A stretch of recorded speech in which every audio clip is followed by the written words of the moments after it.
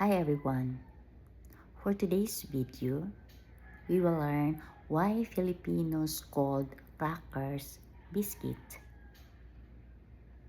Have you ever noticed that in the Philippines, snacks like Skyflex or Magic Flakes are called biscuit?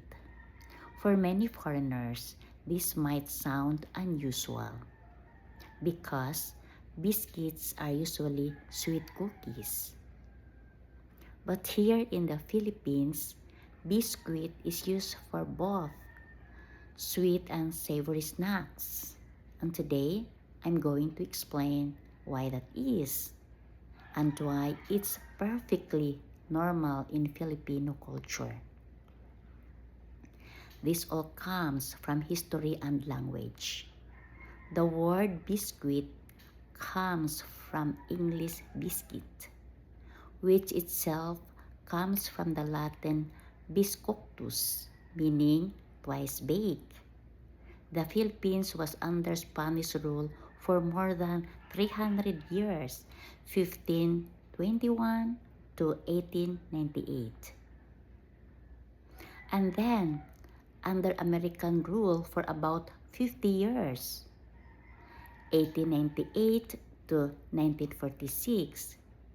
During these times, Spanish and English influences mixed with local languages, shaping how Filipinos name food and other things.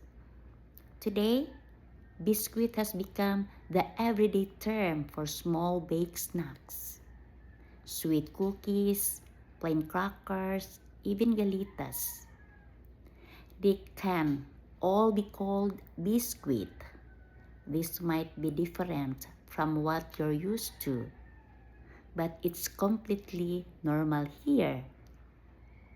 If you want you learn more about Filipino bakery culture, there's a great book called Panaderia, Philippine Bread, Biscuit, and Bakery Traditions by Amy A. Oy and Jenny B. Aurelius.